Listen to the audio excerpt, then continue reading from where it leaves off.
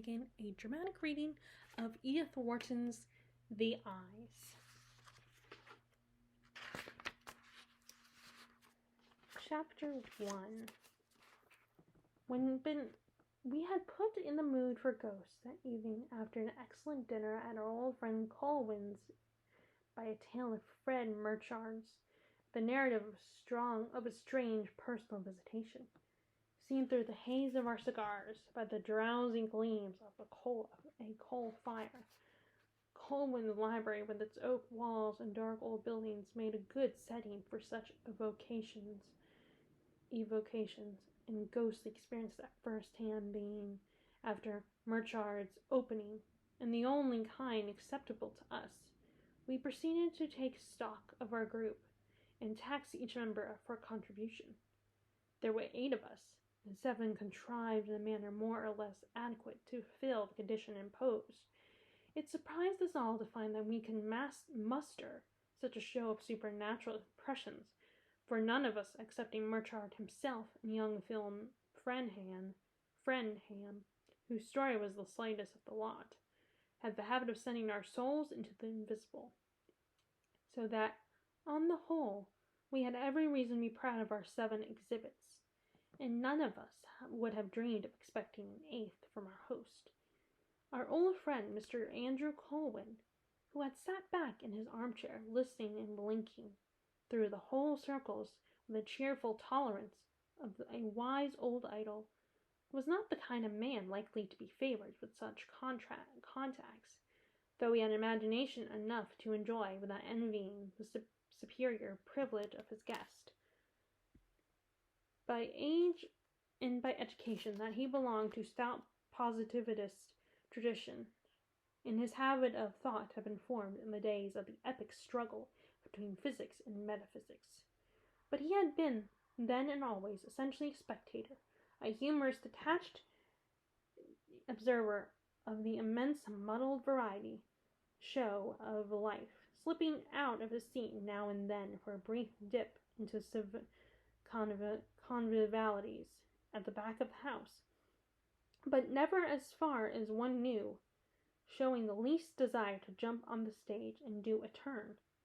Among his contemporaries there lingered a vague tradition of his having, at a remote period, in a romantic clime, been wounded in a duel, but this legend no more tallied with what we younger men knew of his character than my mother's assertion that he had once been a charming little man with nice eyes, corresponding to any possible reconstitution of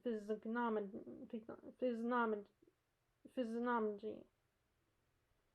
He never can have looked like anything but a bundle of sticks, Murchard had once said of him, or a phosphorescent log, rather, someone else amended, and we recognized the happiness of this description of his small squat trunk, with a red blink of the eye and a face like mottled bark. He had always been possessed of leisure, which he had nursed and protected, instead of squandering it in vain activities. His carefully guarded hours had been devoted to cultivation of fine intelligence and a few judiciously chosen habits, and none of the disturbances, common to human experiences, seemed to have crossed his sky. Nevertheless, his dispassionate survey of the universe had not raised his opinion of the costly experiment, and his study of the human race seemed to have resulted in the conclusion that all men were superfluous, and a woman necessary only because someone had to do the cooking. On the importance of this point, his convictions were absolute, and gastronomy was the only science he revered as a dogma. It must be owned that his little dinners were a strong argument in favor of this view, besides being a reason, though not the main one, for fidelity of his friends. Mentally, he exercised a hospitality less seductive, but no less stimulating. His mind was like a forum, or some open meeting place for the exchange of ideas, somewhat cold and draughty, but light, spacious, and orderly, a kind of academic grove from which all the leaves had fallen. In this privileged area, a dozen of us were wont to stretch our muscles and expand our lungs, and as if to prolong as much as possible the tradition of what we felt to be a vanishing institution. One or two neophytes were now and then added to our band.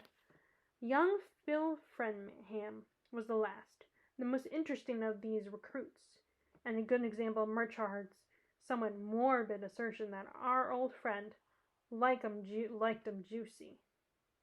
It was indeed a fact that Colwyn, for all his dryness, especially tasted the lyric qualities in youth, as he was far too good an Epicurean to nip the flowers of soul which he gathered for his garden, and his friendship was not a disintegrating influence. On the contrary, it forced the young idea to robuster bloom, and in Phil Frenham he had a good subject for experimentation. The boy was really intelligent in the soundness of his nature, of his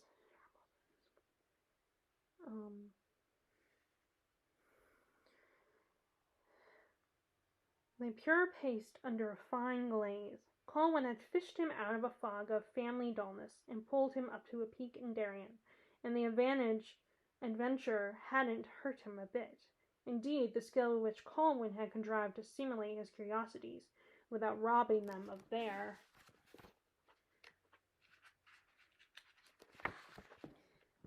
bloom of awe seemed to me a sufficient answer to Murchad's ogreish metaphor. There was nothing hectic in Frenham's efflorescence, and his old friend had not laid even a fingertip on the sacred stupidities. One wanted no better proof of that than the fact that Frenham still reverenced them in Colwyn. "There's a side of him you fellows don't see. I believe that story about the duel," he declared, and it was of the very essence of his belief that it should impel him, just as our little party was dispersing, to turn back to our host with the joking demand, "And now you got to tell us about your ghost story." The outer door had closed on Murchard and the others. Only Frenham and I remained, and the devoted servant who presided over Colman's destinies, having brought a fresh supply of soda water, had been laconically ordered to bed.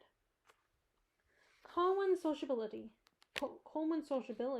was a nigh blooming flower, and we knew that he expected the nucleus of his group to tighten around him after midnight. But Frenham's appeal to disconcert him comically, and he rose from the chair in which he had just reseated himself after his farewells in the hall. My ghost? Do you suppose I'm fool enough to go to expense of keeping one of my own, when there are so many charming ones in my friends' closets? Take another cigar, he said, revolving toward me with a laugh. Frenham laughed too, pulling up a slender height before the chimney-piece as he turned to face his short, bristling friend. "Oh," he said, "you never be content to share if you met one you really liked." Colwyn had dropped back into his armchair, his shock head embedded in the hollow of the worn leather, his eyes glimmering over a fresh cigar. Liked? Good Lord, he growled. "Ah, you have then," said Frenham. Frenham pounced at him in the same instant, with a side glance of victory at me, but Colwyn cowered gnome-like among his cushions, disassembling himself in protective cloud of smoke. "What's the use of denying it? You've seen a ghost. You've seen everything, so of course you've seen a ghost," his lying friend persisted, taking intrepidly into the cloud. "Or if you haven't seen one, it's only because you've seen two." The form of the challenge seemed to strike our host. He shot his head out of the mist with a queer, tortoise-like motion he sometimes had, and blinked approvingly at Frenham. "That's it," he flung at us on a shrill jerk of laughter. "It's only because I've seen two." The words were so unexpected that they dropped down and down into a deep silence, while we continued to stare at each other. over Colwyn's head, and Colwyn stared at his ghost. At length Frenham, without speaking, threw himself into the chair on the other side of the hearth and leaned forward with his listening smile. Chapter 2. Oh, of course they're not show ghosts. A collector wouldn't think anything of them. Don't let me raise your hopes. Their one merit is their numerical strength. Exceptional fact of there being two. But us against this, I'm bound to admit that at any moment I could probably have exercised them both by asking my doctor for a prescription or my occultist for a pair of spectacles. Only, as I never could make up my mind whether to go to the doctor or the occultist, whether I was afflicted by an optical or digestive delusion, I left them to pursue their interesting double life, though at times they made mine exceedingly uncomfortable. Yes, uncomfortable. And you know how I hate to be uncomfortable. But it was part of my stupid pride when the thing began not to admit that I could be disturbed by the trifling matter of seeing two. And then I had no reason really to suppose I was ill. And as far as I knew, I was simply bored. Horribly bored. It was part of my boredom, I remember, that I was feeling so uncommonly well and didn't know how on earth to work on my surplus energy. I had come back from a long journey down South America and Mexico, and had settled down for the winter near New York with an old aunt who had known Washington Irving and corresponded with N.P. Willis. She lived not far from Irvington in a damp Gothic villa overhung by Norway spruces and looking exactly like a memorial emblem done in hair. Her personal appearance was in keeping with this image, and her own hair, of which there was little left, might have been sacrificed to the manufacture of the emblem. I had just reached the end of an agitated year with considerable arrears to make up in money and emotion, and theoretically it seemed as though my aunt's mild hospitality would be as beneficial to my nerves as to my purse. But the deuce of it was that as soon as I felt myself safe and sheltered, my energy began to revive. And how was I to work it off inside of a memorial emblem? I had at the time the illusion that sustained intellectual effort would engage a man's whole activity, and I decided to write a great book. I forgot about what my aunt, impressed by my plan, gave up to me her Gothic library, filled with classics bound in black cloth and derogatory types of famed celebrities. And I sat down at my desk to win myself a place among their number, and to facilitate my task, she lent me a cousin to copy my manuscript. The cousin was a nice girl, and I had an idea that a nice girl was just what I needed to restore my faith in human nature, and principally in myself. She was neither beautiful nor intelligent. Poor Alison Nowell. But it's interesting me to see any woman content to be so uninteresting, and I wanted to find out the secret of her content. In doing so, I handled it rather rashly and put it out of joint. Oh, just for a moment. There's no fatuity in telling you this, for the poor girl had never seen anyone but cousins. Well, I'm sorry for what I'd done, of course, and confoundedly bothered as to how I should put it straight. She was staying in the house, and one evening after my aunt had gone to bed, she came down to the library to fetch a book she'd mislaid like an artless heroine on the shelves behind us. She was pink-nosed and flustered, and it suddenly occurred to me that her hair, though it was fairly thick and pretty, would look exactly like my aunt's when she grew older. I was glad I had noticed this, for it made it easier for me to decide to do what was right. When I found the book she hadn't lost, I told her I was leaving for Europe that week. Europe was terribly far off in those days, and Alice knew at once what I meant. She didn't take it in the least as I had expected. It would have been easier if she had. She held her book very tight and turned away a moment to wind up the lamp on my desk. It had a ground glass shade with vine leaves and glass drops around the edge. I remember. Then she came back and held out her hand and said goodbye. And she said she looked straight at me and kissed me. I never felt anything as fresh and shy and brave as her kiss. It was worse than any reproach, and it made me ashamed to deserve a reproach from her. I said to myself, I'll marry her. When my aunt dies, she'll leave us this house, and I'll sit here at the desk and go on with my book, and Alice will sit over there with her embroidery and look at me as she's looking now. And life will go on like that for any number of years. The prospect frightened me a little, but at the time it didn't frighten me as much as doing anything to hurt her. And 10 minutes later she had my seal ring on her finger, and my promise that when I went abroad she should go with me. You'll wonder why I'm enlarging on this incident. It's because the evening on which it took place was the very evening on which I first saw the queer sight I'd spoken of.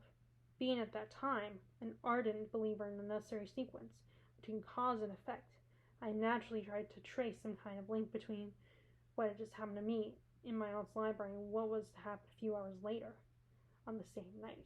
And so the coincidence between two events always remained to my mind. I went up to bed with a rather heavy heart, for I was bound under the weight of my first good action. I had ever consciously committed, young as I was. I saw the gravity of my situation. Don't imagine from this that I had hitherto been an instrument of destruction. I had been merely a harmless young man who had followed his bent and declined all collaboration with Providence. Now I had suddenly undertaken to promote the moral order of the world, and I felt a good deal like the trustful spectator who has given his gold watch to the conjurer and doesn't know in what shape he'll get back when the trick is over. Still, a glow of self-righteousness tempered my fears, and I said to myself as I understood that when I got used to the being good, it probably wouldn't make me as nervous as it did at the start. And by the time I was in bed and had blown out my candle, I felt that I really was getting used to it, and that as far as I'd got, it was not like sinking down into one of my aunt's very, very softest wool mattresses.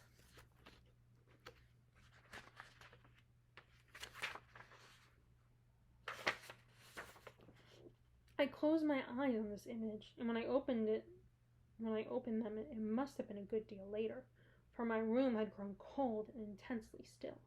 I was awaked by a queer feeling we all know, the feeling that there was something in the room that hadn't been there when I fell asleep. I sat up and strained my eyes into the darkness. The room was pitch black, and at first I saw nothing, but gradually a vague glimmer at the foot of the bed turned into two eyes staring back at me. I couldn't distinguish the features attached to them, but as I looked, the eyes grew more and more distinct. They gave out a light of their own. The sensation of being thus gazed at was far from pleasant, and you might suppose that my first impulse would have been to jump out of bed and hurl myself on the invisible figure attached to the eyes, but it wasn't. My impulse was simply to lie still. I can't say whether this was due to an immediate sense of the uncanny nature of the apparition, to the certainty that if I did jump out of bed, I should hurl myself on nothing, or merely to the benumbing effect of the eyes themselves, the very worst eyes I've ever seen, a man's eyes. But what a man! My first thought was that he must be frightfully old. The orbits were sunk, and the thick, red-lined lids hung over the eyeballs like blinds of which the cords are broken. One lid drooped a little lower than the other, with the effect of a crooked leer, and between those folds of flesh, with their set bristle of lashes, the eyes themselves, small glassy disc with an agate-like rim, looked like sea pebbles in the grip of starfish. But the age of the eyes was not the most unpleasant thing about them. What turned me sick was their expression of vicious security. I don't know how else to describe the fact that they seemed to belong to a man who had done a lot of harm in his life, but always kept just inside the danger lines. They were not the eyes of a coward, but of someone much too clever to take a risk, and my gorge rose at the look of base astuteness.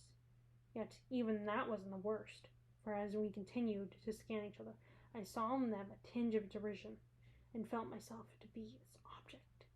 And at that, I was seized by an impulse of rage that jerked me to my feet and pitched me straight at the unseen figure. But of course, there wasn't any figure there. And my fist struck at the emptiness. Ashamed and cold, I groped about for a match and lit the candles. The room looked just as usual, as I had known it would, and I crawled back to bed and blew out the lights. As soon as the room was dark again, the eyes reappeared, and I now applied myself to explain them on scientific principles. At first, I thought the illusion might have been the cause of the glow, caused by the glow of the last embers in the chimney, but the fireplace was on the other side of my bed, so placed that the fire could not be reflected in my toilet glass bed, and so placed that the fire could not, which was the only mirror in the room.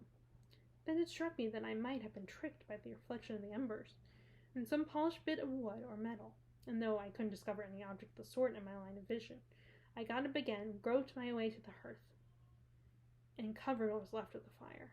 But as soon as I was back in bed, the eyes were back at its foot. There were an hallucination that was plain, but the fact that they were not due to any external dupery didn't make them a bit pleasanter.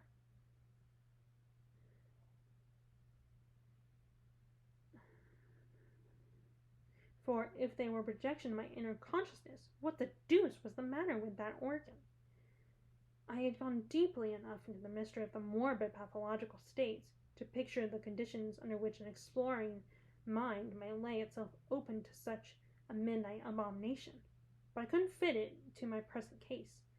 I had never felt more normal, mentally and physically. And the only unusual fact in my situation, that of having assured the happiness of an animal girl, did not seem of a kind to summon unclean spirits about my pillow, but there were the eyes still looking at me. I shut mine and tried to evoke a vision of Alice and Newell's.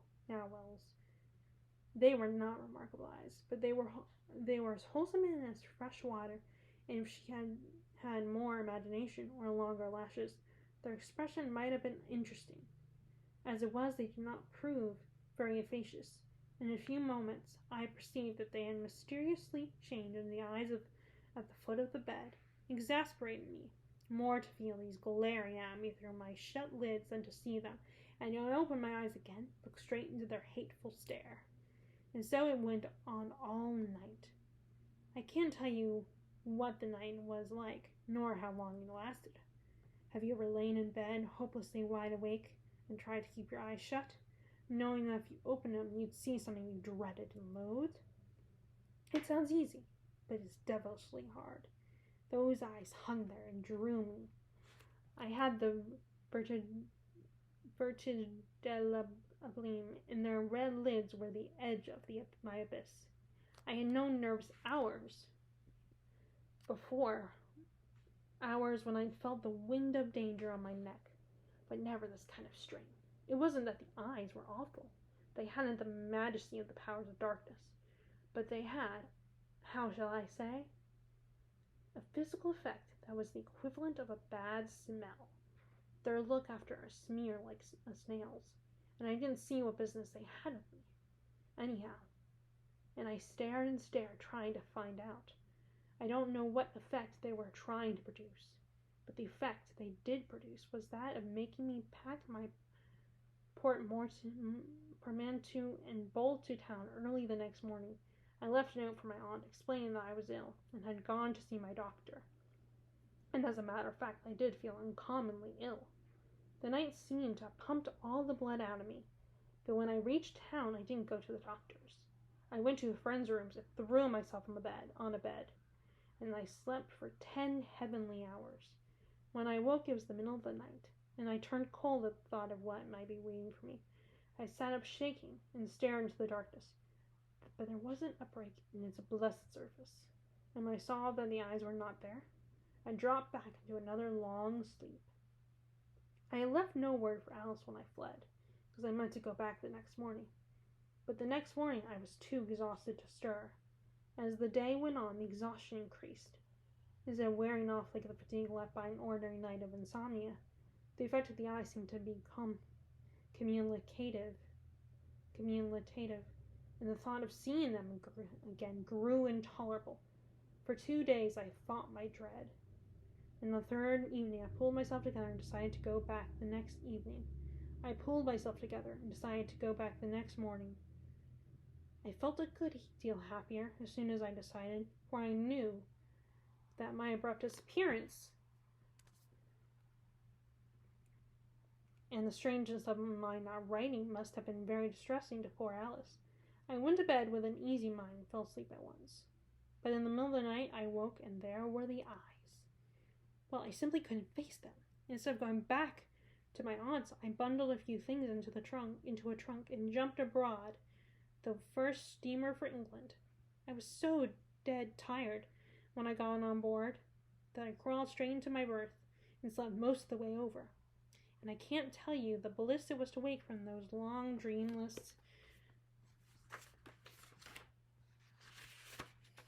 stretches, and looking fearlessly into the dark, knowing that I shouldn't see the eyes.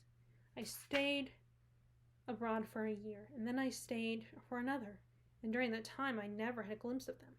That was enough reason for prolonging my stay if I'd been on a desert island.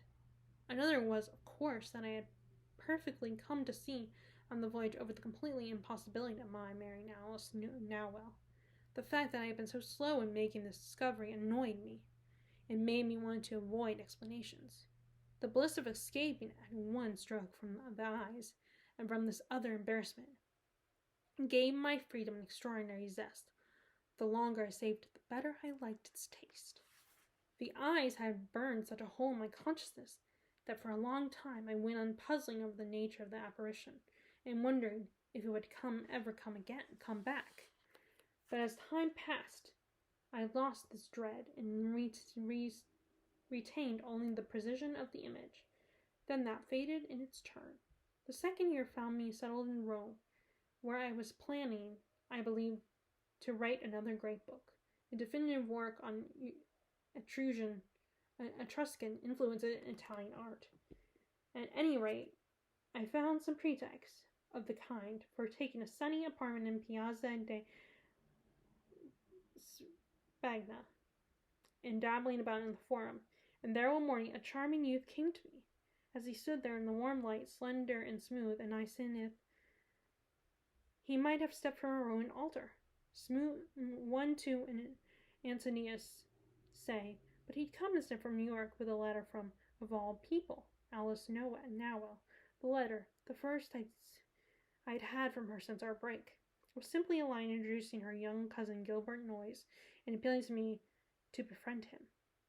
It appeared, poor lad, that he had talent and wanted to write, an obdurate family having insisted that his calligraphy to take the form of double entry.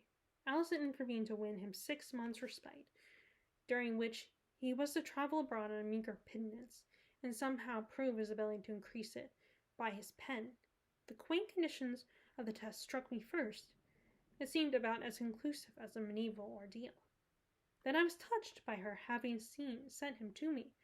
I had always wanted to do her some service, to justify myself in my own eyes rather than hers. Here was a beautiful occasion. I imagine it safe to lay down the general principle of the predestined geniuses don't, as a rule, appear before one in the spring sunshine of the Forum looking like one of its banished gods.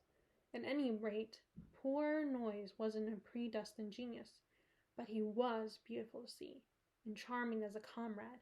It was only when he began to talk literature that my heart failed me. I knew all the symptoms so well, the things he had in him, and the things outside him that impinged. There's the real test, after all. It was always, punctually, inevitably, with the inexorableness of mechanical law. It was always the wrong thing that struck him. I grew to find a certain fascination in deciding to advance exactly which wrong thing he'd select, and I acquired an astonishing skill at the game. The worst of it was that his wasn't of the too obvious sort. Ladies who met him at picnics thought him intellectual, and even at dinners he passed for clever. I, who had him under the microscope, fancied now and then that he might develop some kind of slim talent, something that could make him do and be happy on. And wasn't that, after all, what I was concerned with? He was so charming, and continued to be so charming, that he called forth all my charity in support of this argument. And for the first few months, I really believed there was a chance for him. And those months were delightful. Noise was constantly with me, and the more I saw of him, the better I liked him. His stupidity was a natural grace. It was as beautiful, really, as his eyelashes. And he was so gay, so affectionate, so happy with me, that telling me the truth would have been about as pleasant as slitting the throat of some gentle animal. At first, I used to wonder what had put into that radiant head the detestable delusion that it held a brain. Then I began to see that it was simply protective mimicry, an instinctive ruse to get away from family life, and an office desk. Not that Gilbert didn't. Dear lad, believe in himself. There wasn't a trace of hypocrisy in him. He was sure that his call was irresistible, while to me it was a saving grace of his situation that it wasn't, and that a little money, a little leisure, and a little pleasure would have turned him into an inoffensive idler. And unluckily, however, there was no hope of money, and when the alternative of the office desk before him, he couldn't postpone his attempt at literature. The stuff he turned out was deplorable. I see now that I knew it from the first. Still, the absurdity of deciding a man's whole future on the first trial seemed to justify me in withholding my verdict.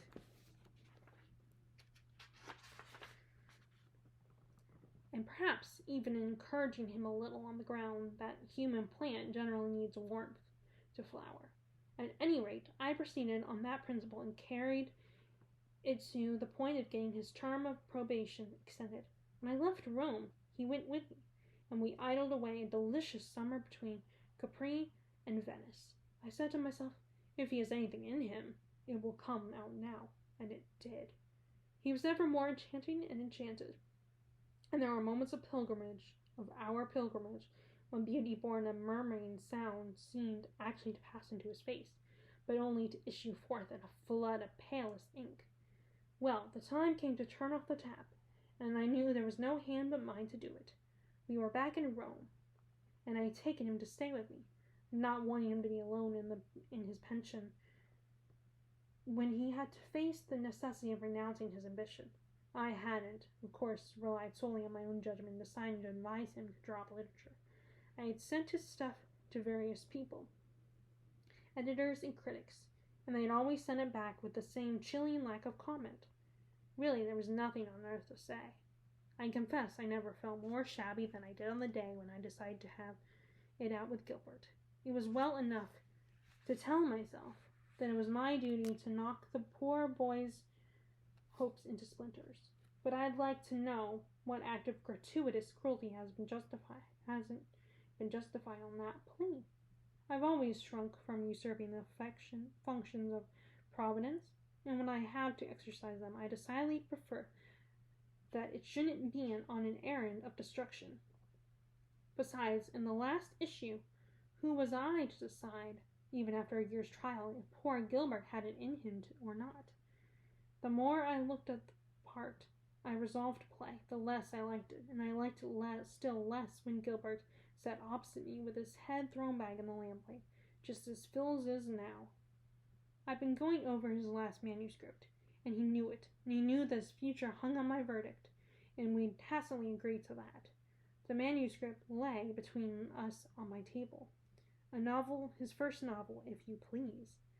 And he reached over and laid his hand on it, and looked up at me with all his life in the look.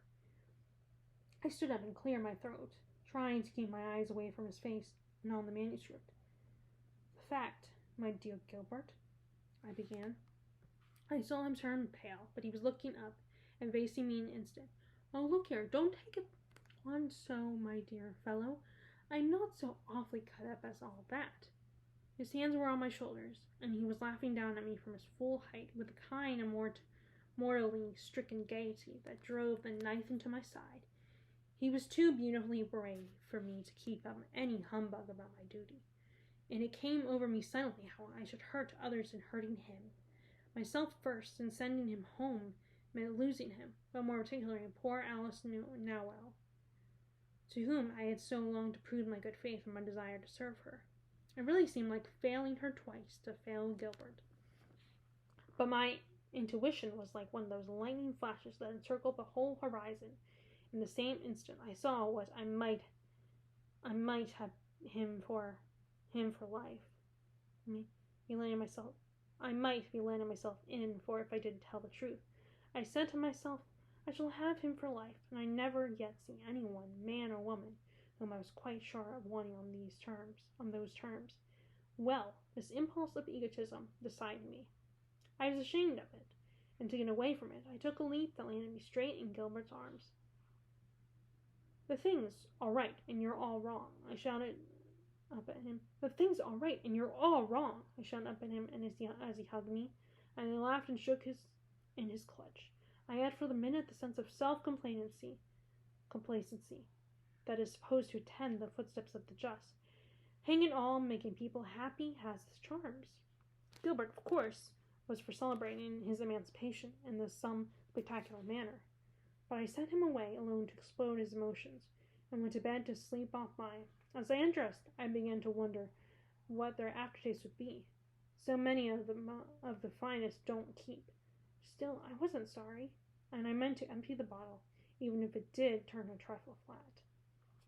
After I got into bed, I lay for a long time smiling at the memory of his blissful eyes. Then I fell asleep, and when I woke, the room was deathly cold, and I sat up with a jerk, and there were the other eyes.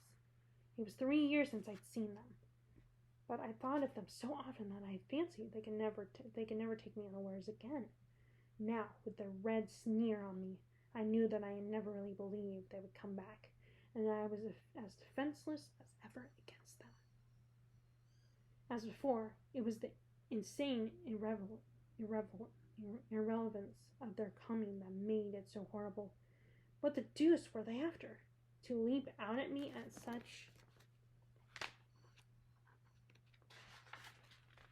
such a time? I had lived more or less carelessly in the years since I'd seen them, though my worst indiscretions were not dark enough to invite the searching of their infernal glare. But at this particular moment, I was really in what might have been called a state of grace, and I can't tell you how the fact added to their horror. But it's not enough to say they were as bad as they were as before. They were worse by just so much that as I learned of life in the interval, by all the damnable implications my wider experience read into them, I saw now that I hadn't seen before, that they were eyes which had grown hideous gradually, which had built up their baseness coral-wise, bit by bit, out of a series of small turpitudes slowly accumulated through the industrious years. Yes, it came to me that what made them so bad was they'd grown bad so slowly. There they hung in the darkness, their swollen lids dropped across the little watery bulbs, rolling loose in the orbits, and the puff of flesh making a muddy shadow underneath.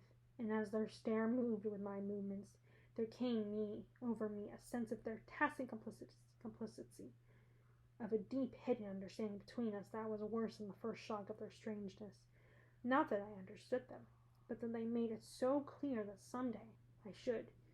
Yes, that was the worst part of it. Decidedly, it was the feeling that became stronger each time they came back, for they got into the damnable habit of coming back, and they reminded me of vampires with a taste for young flesh. They seemed so to gloat over the taste of a good conscience. Every night for a month they came to claim their morsel of mine. Since I had made Gilbert happy, they simply wouldn't loosen their fangs. The coincidence almost made me hate him.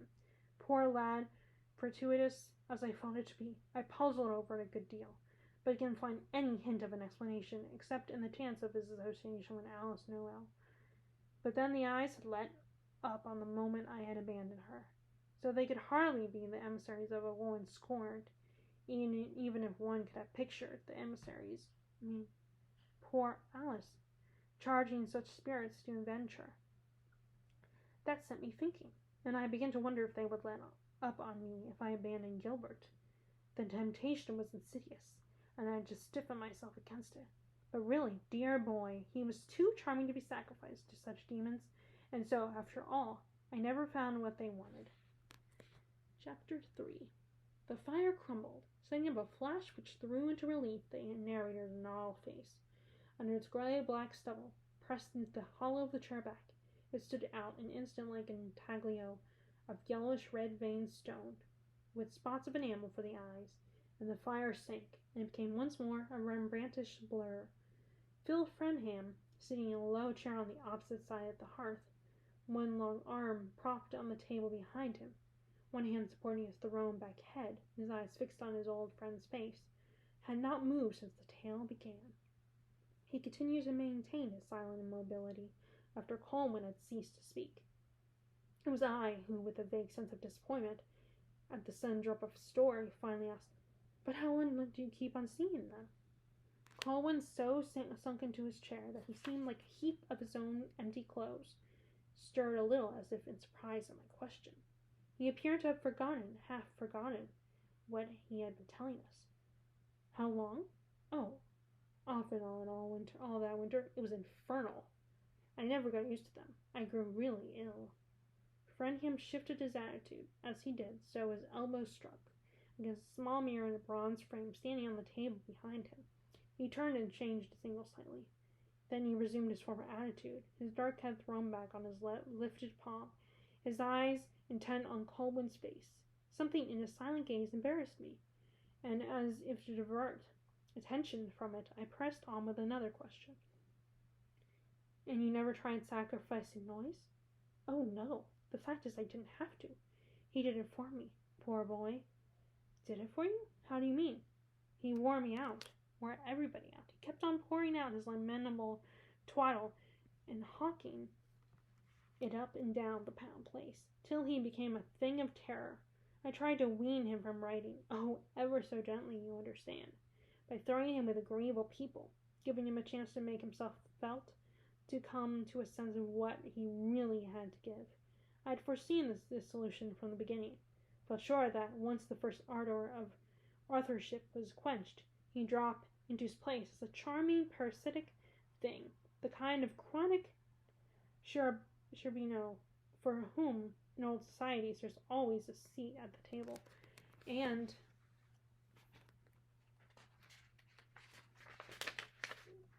a shelter behind the lady's skirts. I saw him take his place as the poet who doesn't write.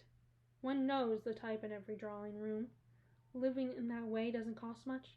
I'd worked it all out in my mind, and felt sure that with a little help he could manage it for the next few years, and meanwhile he'd be sure to marry. I saw him married to a widow, rather older, with a good cook and a well-run house, and I actually had my eyes on the widow. Meanwhile, I did everything to help the transition, lent him money to ease his conscience, introduced him to a pretty woman to make him forget his vows, but nothing would do him. He hadn't but one idea in his beautiful, obstinate head. He wanted the laurel, and not the rose. He kept on repeating Gautier's axiom, and battering and filing at his limp prose till he'd spread it out over Lord knows how many 100 pages. Now and then he would send a barrelful to a publisher. Of course it would always come back.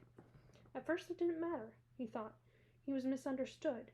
He took the attitudes of a genius, and whenever an opius came home, he wrote another to keep it company. Then he had a reaction of despair and accused me of deceiving him, and Lord knows what. I got angry at that, and told him it was he who had deceived himself. He'd come to me determined to write, and I'd done my best to help him.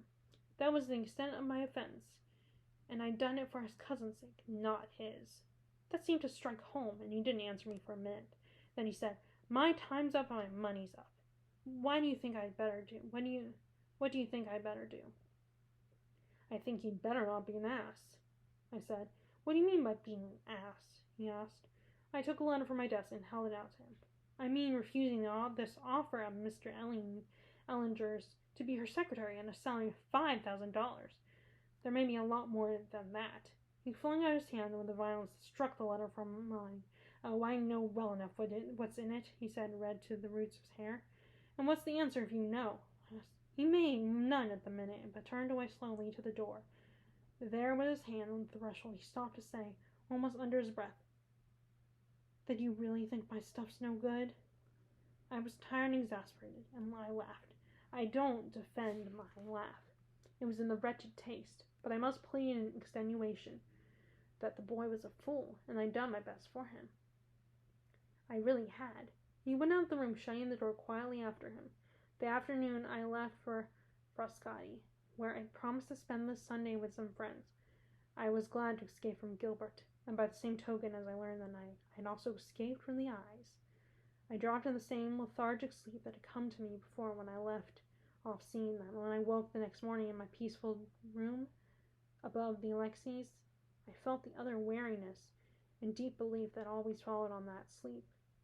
I put in 2 blessed nights at Frascati, and when I got back to my rooms in Rome, I found that Gilbert had gone. Oh, nothing tragic had happened. The episode never rose to that. He simply packed his manuscripts and left for America, for his family in the Wall Street desk. He left a decent enough note to tell me of his decision, and behaved altogether in the circumstances as little like a fool as it's possible for a fool to behave. Colwyn paused again, and Frenham still sat motionless, the dusky contour of his young head reflected in the mirror at his back. And what became of noise afterwards? I finally asked, still disquieted by the sense of incompleteness, by the need of some connecting thread between the parallel lines of the tale. Colwyn twitched his shoulders. Oh, nothing, because it became of him. Because he became nothing. There could be no question of becoming. About it, he vegetated in an office. I believe he finally got a clerkship in a consulate and married drearily in China. I saw him once in Hong Kong, years afterward. He was fat and hadn't shaved. I was told he drank. He didn't recognize me. And the eyes? I asked after another pause, which Frenham's continued silence made oppressive. Colwyn, stroking his chin, blinked at me meditatively through the shadows. I never saw them after my last talk with Gilbert. Put 2 and 2 together if you can. For my part, I haven't found the link. He rose his hands in his pockets, walked stiffly over to the table in which reviving drinks had been set out. You must be parched after this dry tale. Here, help yourself. Dear fellow, here, Phil. He turned back to the hearth. Frenham made no response to his host's hospitable summons. He sat still in his low chair without moving, but as Colwyn advanced toward him, their eyes met a long look, after which the young man turned suddenly, flung his arms across the table behind him, and dropped his face upon them. Colwyn, at the unexpected gesture, stopped short, a flush on his face. Phil, what the deuce? Why have the eyes scared you? My dear boy, my dear Phil, I never had such a tribute to my literary ability, never. He broke into a chuckle at the thought, and halted on the hearth rug, his hands still in his pockets, gazing down at the youth's bowed head. And then, as Frenham still made no answer, he moved a step or 2 nearer. Cheer up, my dear Phil, it's years since I've seen them. Apparently, I've done nothing lately bad enough to call them out chaos, unless my present evocation of them has made you see them, which would be their worst stroke yet. His bantering appeal quivered off into an easy laugh, and he moved still nearer, bending over Frenham, and laid his gouty hands on the lad's shoulder. Oh, Phil, my dear boy, really, what's the matter? Why don't you answer? Have you seen the eyes? Frenham's face was still hidden, and from where I stood behind Colwyn, I saw the latter, as if under a rebuff of this unaccountable attitude, draw back slowly from his friend. As he did so, the light of the lamp on the table fell full on his adjusted face, and I caught its reflection in the mirror behind Frenham's head. Colwyn saw the reflection also. He paused, his face level with the mirror, as if scarcely recognizing the countenance in it as his own. But as he looked, his expression gradually changed, and for an appreciable space of time, he and the image in the glass confronted each other, with a glare of slowly gathering hate. and then Coleman let go of Frenham's shoulders and drew back a step. Frenham, his face still hidden, did not stir. And that was The Eyes by Edith Wharton. So, if you guys like the story, my reading of the story, please give the video a thumbs up and click subscribe if you're interested in more from me. And click the bell icon if you want to be notified about my latest videos. I hope you're enjoying your reading, and I will talk to you all later. All right. Bye.